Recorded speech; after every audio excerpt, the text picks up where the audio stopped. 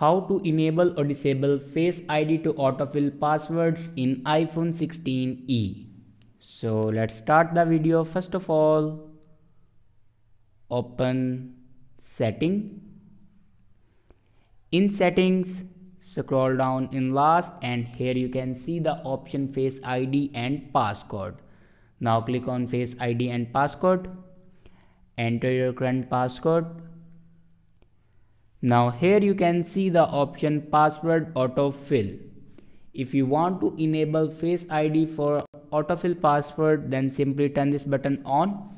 And if you want to disable Face ID for autofill passwords, then simply turn this button off.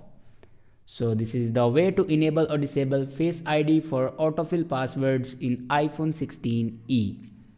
I hope this video is helpful for you. Thanks for watching.